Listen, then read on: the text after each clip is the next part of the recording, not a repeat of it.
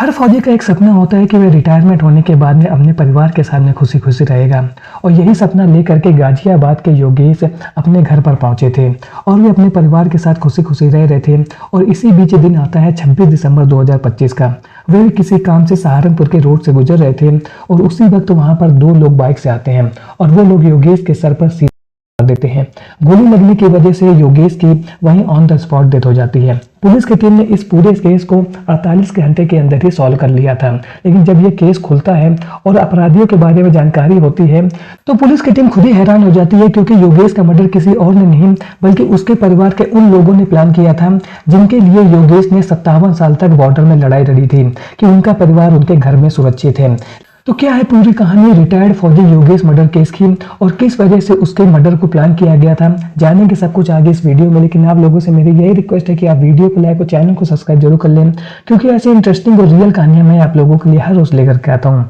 तो चलिए वीडियो को शुरू करते हैं विस्तार से। दिन दहाड़े हुए फौजी की हत्या के बाद इस केस को सॉल्व करने के लिए सहारनपुर पुलिस ने तुरंत अपनी टीम बनाई और उन बाइक सवारों को ढूंढना शुरू कर दिया जिन लोगों ने इस पूरी घटना को अंजाम दिया था। जब पुलिस की टीम इन बाइक सवारों को ढूंढ रही थी तो ये लोग बहुत जगह पर सीसीटीवी कैमरे पे कैप्चर हुए थे और उस सीसीटीवी कैमरे की फुटेज की वजह से पुलिस की टीम ने इनके बाइक का नंबर निकाला तो पता चलता है कि ये बाइक किसी और की नहीं बल्कि अरविंद की है। जब अरविंद नाम के युवक के बारे में पता किया जाता है तो ये बात निकल करके आती है कि ये जो अरविंद है वो कोई और नहीं बल्कि योगेश के घर के बगल में रहने वाला उसका पड़ोसी है। और इस तरीके की जानकारी मिलने के बाद में पुलिस की टीम तुरंत योगेश के घर में पहुंचती है गाजियाबाद में। जब योगेश की पत्नी और उसके बेटों से पूछताछ की जाती है कि क्या आप लोग का अपने पड़ोसी अरविंद के साथ में कोई रंजिश चल रही थी जिसकी वजह से उसने इतनी बड़ी घटना को अंजाम दे दिया है, तो यहाँ पर उनके बेटों ने यही कहा कि थोड़ी बहुत जो नोकझोंक होती है पड़ोसियों के साथ में ऐसा ही था, लेकिन मेरे जो पिता थे वो फौजी थे और इस वजह से जो उनके बोलने का अंदाज था वो बहुत कड़क था और ये बात शायद अरविंद को पसंद में नहीं आती थी। तो हो सकता हो इस वजह से अरविंद ने इतनी बड़ी घटना को अंजाम दे दिया हो। लेकिन जब पुलिस की टीम अरविंद के घर पर पहुंची थी तो वो घर पर नहीं मिलता है और वो फरार चल रहा था। पुलिस को ऐसा ही लग रहा था कि शायद अरविंद ने आपसी रंजिश की वजह से इस पूरी घटना को अंजाम दिया है, लेकिन अरविंद ने इस घटना को क्यों अंजाम दिया था अभी तक जो सच्चाई थी पुलिस के सामने नहीं आई थी। पुलिस की टीम लगातार अरविंद को ढूंढती है और कुछ समय के बाद में अरविंद की लोकेशन उनको पता चल जाती है। पुलिस की टीम उसको गिरफ्तार करती है और गिरफ्तार करने के बाद में जब थाने में उससे पूछताछ करती है तो सबसे पहला सवाल पुलिस का यही था कि तुम अपने उस दूसरे साथी का नाम बताओ जो तुम्हारे साथ बाइक में बैठा हुआ था। थोड़ी देर तक तो अरविंद यही कहता है कि नहीं मेरा इस केस से कुछ भी लेना देना नहीं है, लेकिन जब पुलिस की टीम उसको वो सीसीटीवी फुटेज दिखाती है जिसमें वो अपने बाइक के सामने कैप्चर हुआ था और साथ में उसके साथ एक और युवक भी बैठा हुआ था और इन लोगों ने अपना चेहरा ढका हुआ था जिसकी वजह से इनकी पहचान नहीं हो पाई थी, लेकिन बाइक ने इन लोगों के बारे में बता दिया था। तो यहाँ पर बहुत देर तक अरविंद पुलिस को घुमा नहीं पाता है और बता देता है कि उसके साथ में जो व्यक्ति बैठा हुआ था वो कोई और नहीं बल्कि उसका बहनोई नवीन है और वो खुद ही पुलिस कांस्टेबल है। इस तरीके की जानकारी जैसे पुलिस को होती है तो वो लोग नवीन को ढूंढना शुरू करते हैं और फिर पुलिस नवीन से पूछताछ करती है कि तुमने किस वजह से रिटायर्ड फौजी का इतनी बुरी तरीके से इतना निर्मम तरीके है।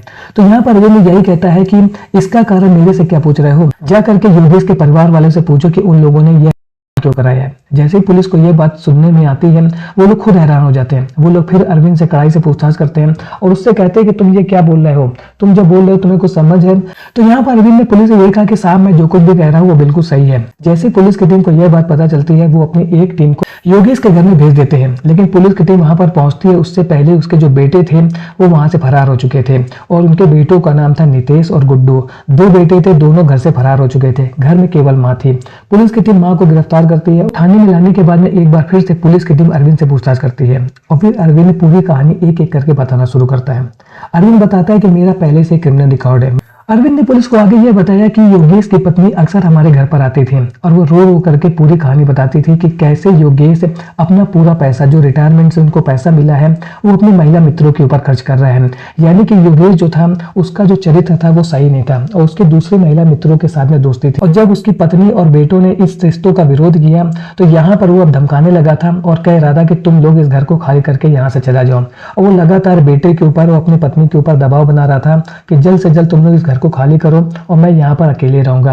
और इस तरीके की डिमांड जब योगेश अपनी पत्नी और बच्चों से कह रहा था तो ये सब बातें उसके बेटों को पसंद नहीं आ रही थी और वो लोग लगातार अपने पिता को समझाने की कोशिश कर रहे थे, लेकिन उनका पिता योगेश अपने बेटी और पत्नी की बातों को सुनने को तैयार ही नहीं था और वो उनसे यही कह रहा था कि जल्द से जल्द तुम तीनों यहाँ से निकल जाओ, मैं इस घर में अकेले रहूंगा। तो इसके बाद नितेश और गुड्डू ने अपने पिता को अपने रास्ते से हटाने का प्लान बनाया और उसकी सुपारी उन लोगों ने दी अपने पड़ोसी अरविंद को। अरविंद को पता है कि उसको 5 लाख रुपए मिलेंगे, बस उसको योगेश को अपने रास्ते से हटा देना है। और इस तरीके से अरविंद जब 5 लाख रुपए की बात सुनता है तो वो तैयार हो गया था कि ठीक है मैं इस काम को कर दूंगा। लेकिन वो अकेले इस काम को नहीं करना चाहता था और इस वजह से उसने अपनी पूरी बात अपने बहनोई नवीन को बताया, जो कि खुद ही पुलिस में कांस्टेबल था। और नवीन तैयार हो जाता है और फिर दिन चुना जाता है 26 दिसंबर 2025 का। योगेश किसी काम से सहारनपुर जा रहे थे और पहले से रैकी कर चुके अरविंद नवीन के साथ में उस जगह पर पहुंचता है जहां से योगेश गुजर रहे थे। और इसके बाद इन लोगों ने अपने मुंह में गमछा बांधा हुआ था जिससे इनकी कोई पहचान ना कर सके। और फिर जैसे ही ये योगेश के पास में पहुंचते हैं तुरंत इन लोगों ने उसके ऊपर फायर कर दिया था।